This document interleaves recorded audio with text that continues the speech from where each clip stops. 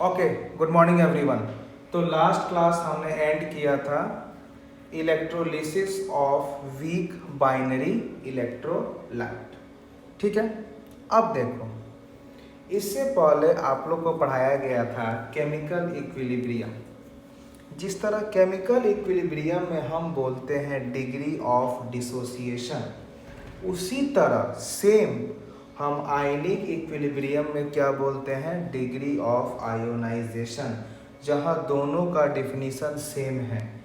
केवल डिफरेंस कहाँ आ गया, केमिकल इक्विलिब्रियम में आपको बोलना है डिसोसिएशन एंड आयनिक इक्विलिब्रियम में आपको क्या बोलना है, आयोनाइजेशन। जैसे मान लीजिए हम एसिटिक एसिड का इक्विलिब्रियम कांस्टेंट निकालते हैं, तो कैसे होगा देखिए। सबसे पहला चीज़ हमने यहाँ पर लिख दिया एसिटिक एसिड, फॉर्मूला क्या होता है CH3COOH। अब आपको लगता है क्या कि एसिटिक एसिड में आप देख रहे हो कि O से हाइड्रोजन जुड़ा हुआ है, तो O से हाइड्रोजन इतना आसानी से बाहर नहीं निकलेगा। ये कब निकलेगा, जब आप इस एसिड को पानी में डालो तब निकलेगा। जब आप इस एसिड को पानी में डालोगे तब एसिटिक एसिड जब एक्वस फॉर्म में आएगा तब ये H+ देगा। अब देखो, इसका लिखने का दो तरीका है, क्योंकि बहुत सारे बच्चे हैं अलग अलग बुक्स रेफर करते हो तो उसमें अलग अलग तरह से लिखा होगा, तो हम सारे कंडीशन फॉलो कर लेते हैं।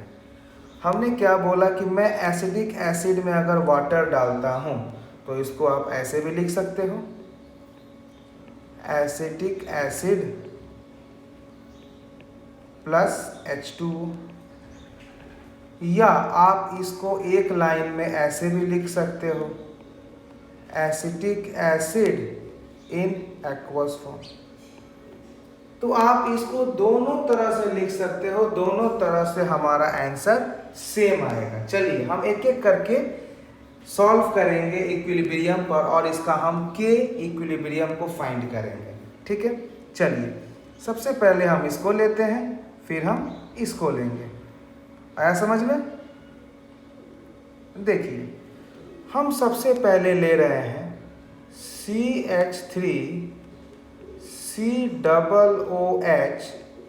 जब पानी में गया तो ये आ गया एक्वस फॉर्म। इक्विलिब्रियम साइन है, क्यों? क्योंकि एसिटिक एसिड एक वीक एसिड है and this will break into CH3COO minus aqueous plus of H+ aqueous. ये इस फॉर्म में टूट जाएगा। अब देखो, जब हमारा टाइम t बराबर 0 था उस समय हमारा रिएक्शन स्टार्ट नहीं हुआ था, उस समय केवल हमारे पास एसिटिक एसिड था। तो हम एज्यूम करते हैं कि उस समय एसिटिक एसिड का कंसंट्रेशन C था और टाइम 0 पर हमारा प्रोडक्ट अभी स्टार्ट नहीं हुआ था। धीरे धीरे जैसे जैसे हम टाइम बढ़ाएंगे वैसे वैसे क्या होगा, हमारा रिएक्टेंट धीरे धीरे आयोनाइज होगा और जितना पार्ट आयोनाइज होगा उतना ही पार्ट क्या होगा, हमारा प्रोडक्ट बनेगा। तो जब हम टाइम t बराबर हम t इक्विलिब्रियम लिख लें तो ये अगर डिक्रीज करता है C माइनस C अल्फ़ा, तो C अल्फ़ा से एसीटेट आयन बनेगा और C अल्फ़ा से H+ आयन बनेगा। अब अगर इसका हम निकालें कि बेटा इसका K इक्विलिब्रियम क्या होगा, तो क्या होगा, active mass of CH3COO minus into active mass of H+ divided by active mass of CH3COOH। जब इसमें आप वैल्यू पुट करोगे तो क्या आ जाएगा, C alpha into C alpha divided by C minus C alpha. On solving I am getting C square alpha square divided by C into 1 minus alpha, और ये आ जाएगा हमारा C alpha square divided by 1 minus alpha. ये हमारा आ गया के equilibrium. अब आप क्या देख रहे हो कि जो हम के इक्विलिब्रियम निकाले हैं ये हम एसिटिक एसिड का निकाले हैं। मतलब हम क्या बोल सकते हैं, अगर हम ऊपर वाले रिएक्शन को देखें तो हम क्या बोलेंगे, अगर हम ऊपर वाले रिएक्शन को अगर हम देखते हैं इस रिएक्शन को तो हम क्या बोलेंगे, इसको हम इसको यही बोल सकते हैं कि ये एसिड, क्योंकि एसिटिक एसिड जो है CH3COOH ये एक एसिटिक एसिड है, तो हम क्या बोलेंगे यहाँ पर कि एसिड का डिसोसिएशन हो रहा है। तो यही जो के इक्विलिब्रियम है इसको आप Ka भी लिख सकते हो। क्या लिख सकते हो, इसको आप Ka भी लिख सकते हो। और इसको आप और क्या लिख सकते हो, इसको आप लिख सकते हो Ka ऑफ CH3COOH। ये तीनों का मीनिंग एक ही है, चाहे आप Ka लिखो। क्यों, Ka मतलब dissociation constant of acid, Ka और ब्रैकेट में लिखे CH3COOH का मतलब dissociation constant of acetic acid, और K इक्विलिब्रियम मीन्स जो रिएक्शन आपका इक्विलिब्रियम दिखा रहा है। तो हमारा ये आ गया। जब हमने क्या लिया था CH3COOH एक्वस, अब हम वाटर के साथ लिखते हैं तब देखते हैं क्या आता है। उसके बाद भी यही आएगा, लेकिन हम कंफर्मेशन के लिए चेक करेंगे। जहां पर हमने यहाँ लिया है CH3COOH एक्वस, अब इसके जगह हम क्या लेंगे, अगला केस में हम ले लेंगे CH3COOH और साथ में हमने ले लिया इधर वाटर। अब ये जब रिएक्शन हुआ रिवर्सिबल पर तो ये हमको दे देगा CH3COO माइनस प्लस, ये एक्वस फॉर्म में रहेगा, प्लस ये दे देगा H3O प्लस, ये भी रहेगा एक्वस फॉर्म। अब देखो इसमें आपको एक चीज़ समझना है। क्या समझना है, पहले आप इसको नोट करो। नोट ये करना है इसमें आपको कि हम चाहे H प्लस लिखें या इसमें जब आप एक वाटर ऐड कर दोगे तो क्या होगा H2O प्लस H प्लस, मतलब आप चाहे इसको H3O प्लस लिखो, इसमें एक वाटर ऐड कर दो तो H2O, H हो गया 5, O हो गया 2, या आप इसको H5O2 प्लस लिखो, या फिर से इसमें एक वाटर ऐड कर दो H2O तो H हो गया 7, O हो गया 3, या आप इसमें H7O3 प्लस लिख दो एंड सो ऑन। बेटा ये सबका मीनिंग होता है H प्लस ओनली, सबका मीनिंग होता है H प्लस। तो हमने जो यहाँ लिखा है H3O प्लस एक्वस, इसका एक्चुअल मीनिंग क्या है H प्लस। तो H प्लस लिखो, या आप H3O प्लस लिखो, या आप H5O2 प्लस लिखो, या आप H7O3 प्लस लिखो, ऑल आर सेम। चलो हम बात करते हैं इस रिएक्शन का। जब हमारा टाइम t बराबर 0 था, जब मेरा टाइम t बराबर 0 था, हम एज्यूम कर रहे हैं कि मेरा एसिटिक एसिड C है और बाकी सब 0 है। अब देखो हमने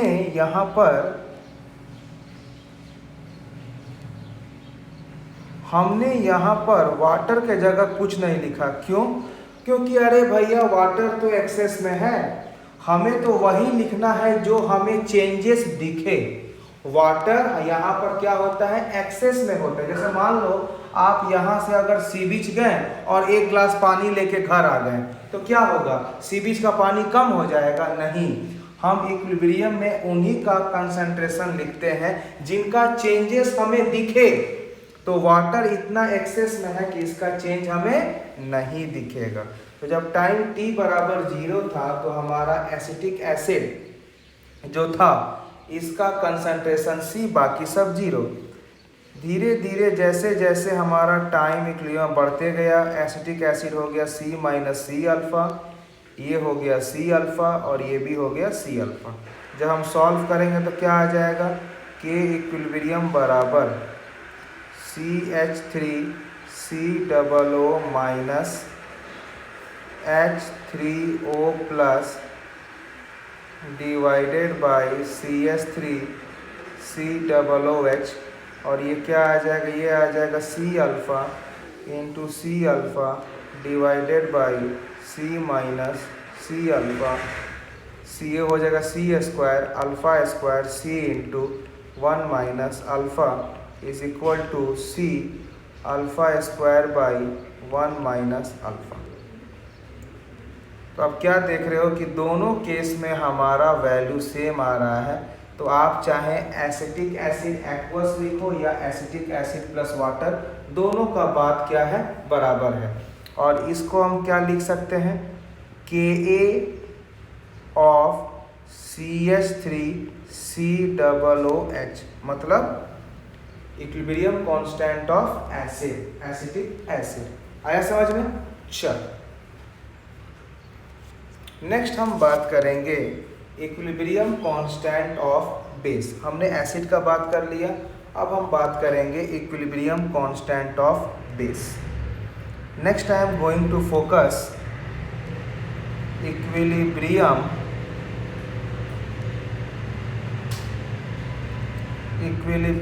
कांस्टेंट ऑफ बेस। अब हम इक्विलिब्रियम कांस्टेंट ऑफ बेस को फोकस करते हैं। तो इसमें हम क्या देख रहे हैं, अगर हम बेस की बात कर रहे हैं तो अब देखो हमारे पास बेस दो तरह का होता है। और एक चीज़ मैं आपको बता दूं कि जो हम बेस की बातें कर रहे हैं वो हमें दो तरह का होता है। एक होता है वैसा बेस जिसके पास OH माइनस हो, और एक ऐसा बेस होता है जिसके पास लोन पेयर हो। मैं क्या बोला, एक वैसा बेस होता है जिसके पास OH माइनस होता है, जैसे NaOH, KOH, CaOH का होल 2, और एक ऐसा बेस होता है जिसके पास लोन पेयर होता है, जैसे NH3 एमोनिया के पास लोन पेयर।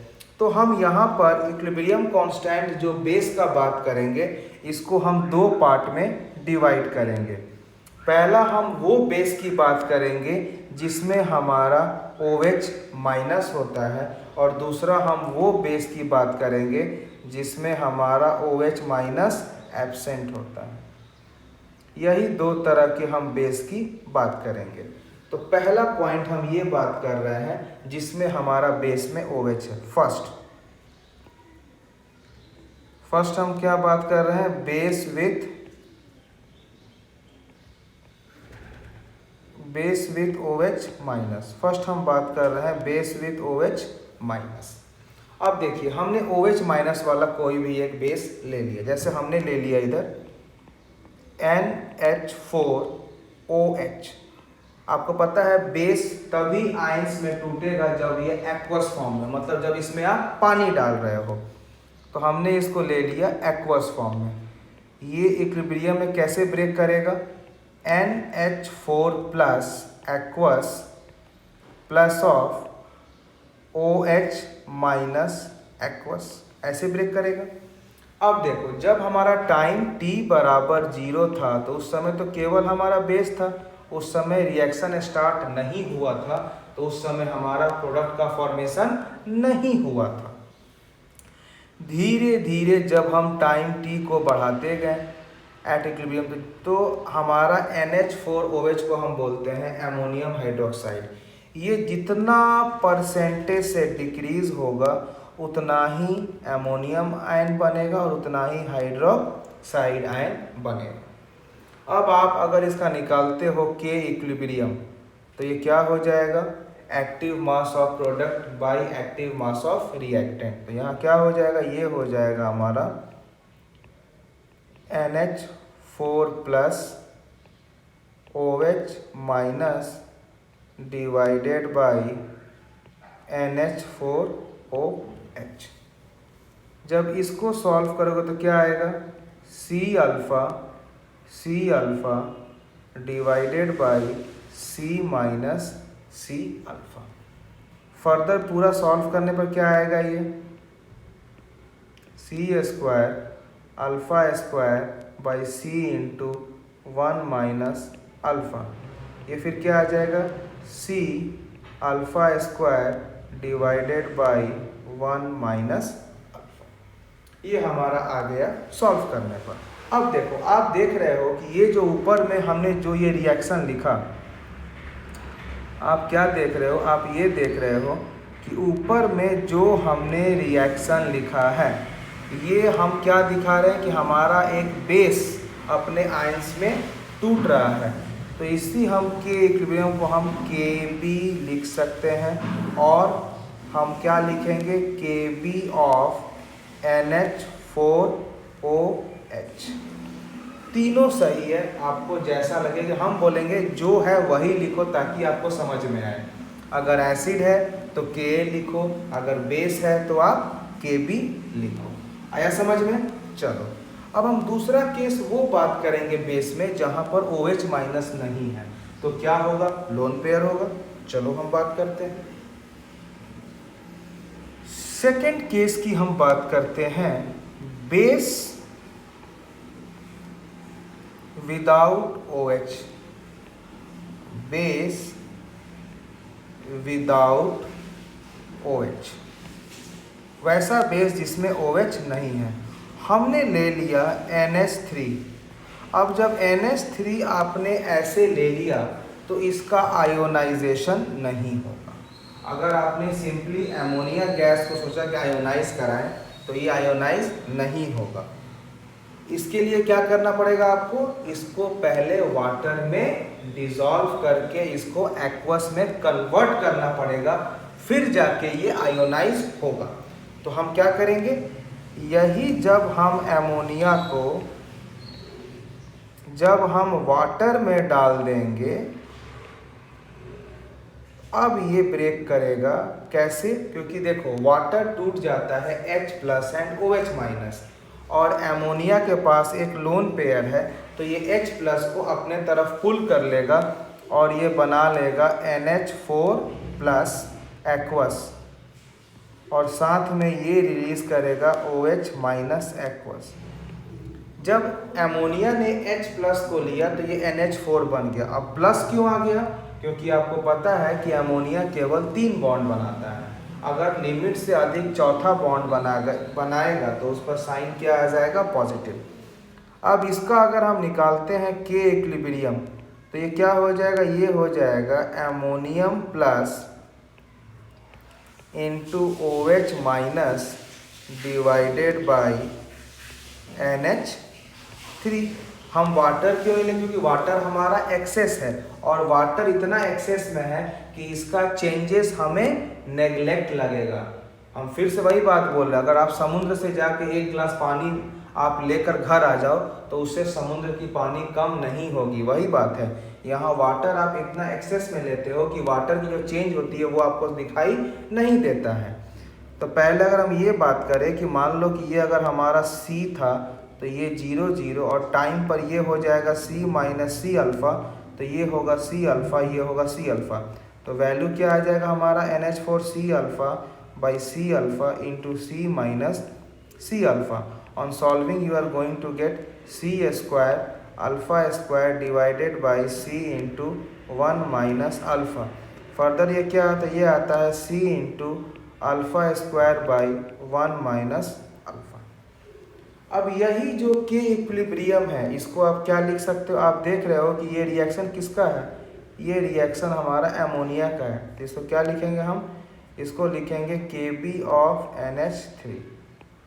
चाहे आप लिखो K इक्विलिब्रियम या क्या लिखोगे आप, Kb मतलब इक्विलिब्रियम कांस्टेंट ऑफ बेस। कौन सा बेस, जो डिसोसिएट कर रहा है। कौन बेस टूट रहा है, अमोनिया। जब वाटर में डाले तो अमोनिया ब्रेक कर गया ammonium plus and oxide minus.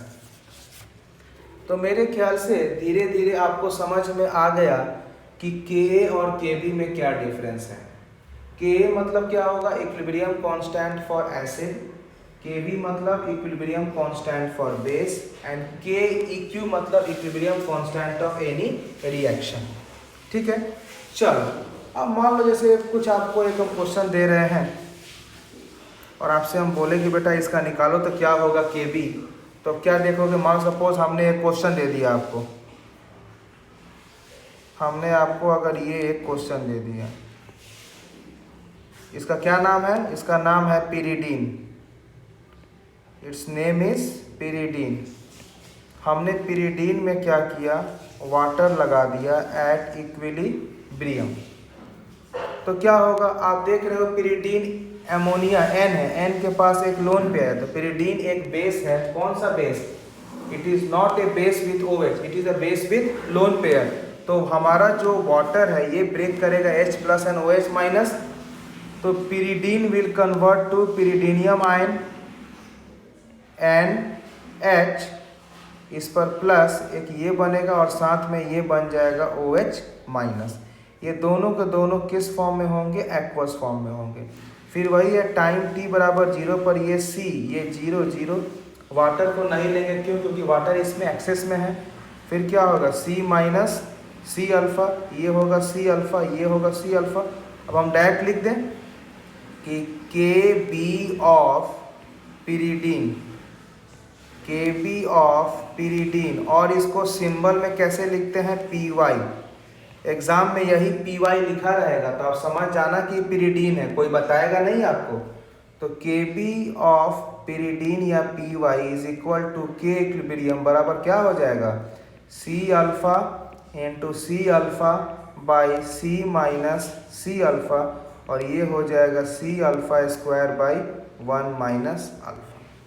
तो इस तरह से आप K इक्विलिब्रियम एसिड का भी निकालना सीख गए, वीक इलेक्ट्रोलाइट बेस का निकालना सीख गए, और जनरल रिएक्शन का तो आपने केमिकल इक्विलिब्रियम में ही सीख लिया था।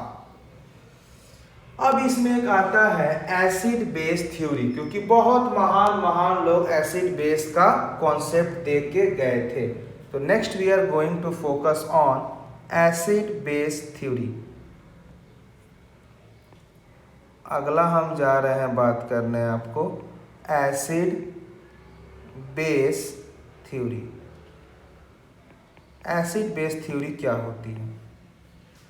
देखो, अब ये तो देखो, ये कुछ कहानी है इसमें, जिसमें 3 साइंटिस्ट ने बहती हुई गंगा में हाथ धो लिया।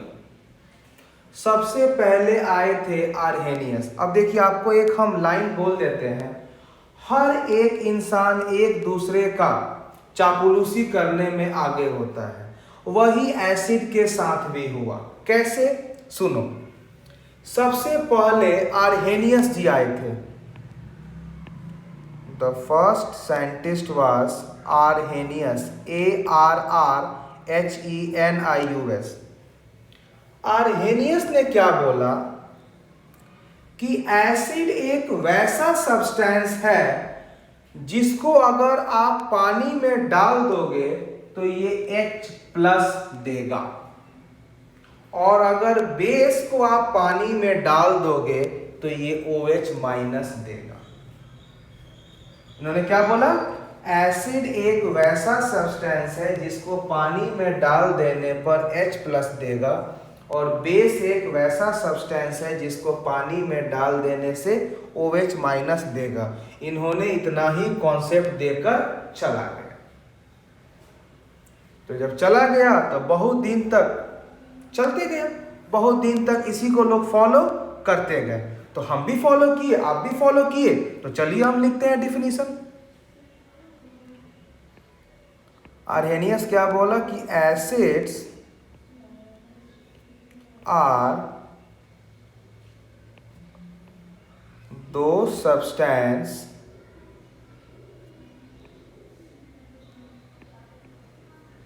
which give H plus ion in water, and base are those substance which give OH minus ion in water. Clear है? अब देखो क्या हुआ। अब आ गए ब्रॉन्स्टेड थ्योरी इनका चापलूसी करने के लिए, क्योंकि हर इंसान का टेंडेंसी होता है एक दूसरे का चापलूसी करना। तो सबसे पहले क्या होता है, चापलूसी करने का सबसे अच्छा नियम क्या होता है, पहले उसका खूब आप उसकी बड़ाई करो और बाद में उसकी पैर घींच दो। तो ब्रॉन्स्टेड जी आए तो इन्होंने क्या बोला, आर्हेनियस बाबा की जय। उन्होंने क्या बोला, आर्हेनियस बाबा की जय, क्योंकि उन्होंने बोला कि आर्हेनियस जैसा महान आदमी नहीं मिला। इन्होंने एसिड में ये किया, एसिड में वो किया, लेकिन अब जैसे ये बात आ गया लेकिन मतलब कुछ ना कुछ तो शैतानी इन्होंने कर दिया। लेकिन क्या आ गया, अब ये समझो। ब्रॉन्स्टेड ने बोला कि ये तो बात सही है, लेकिन अगर ये बताओ कि अगर हम वैसा एसिड ले लें जो क्या करे, जिसमें H ना हो, तब क्या होगा। भाई आर्हेनियस तो कह के चले गए कि हर एक एसिड H प्लस देगा, लेकिन मेरे पास कुछ ऐसा भी तो एसिड है जिसमें H प्लस नहीं है, तो उसके लिए क्या होगा। अरे उसके लिए क्या होगा, उन्होंने ये बात बोल दिया। तो अब तो यहां पर मैटर खड़ा हो गया कि अरे भाई कुछ तो आर्हेनियस कुछ ना कुछ तो गलत कर गया। अब इसी का फायदा ब्रॉन्स्टेड जी उठाते गए। तो अगला हम बात करते हैं कि ब्रॉन्स्टेड थ्योरी ने क्या बोला।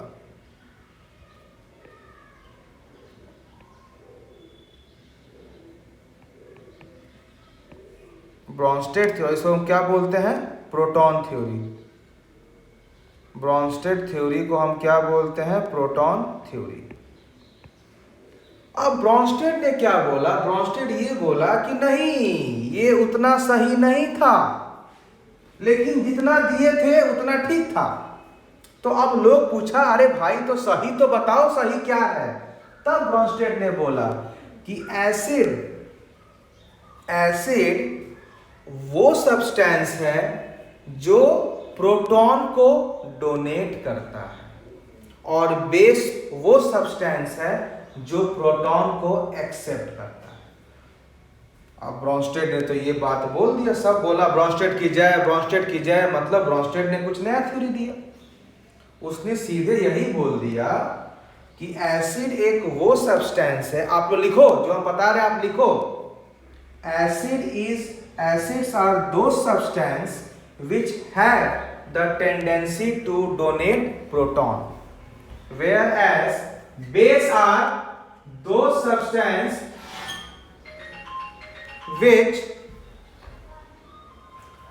which have the tendency to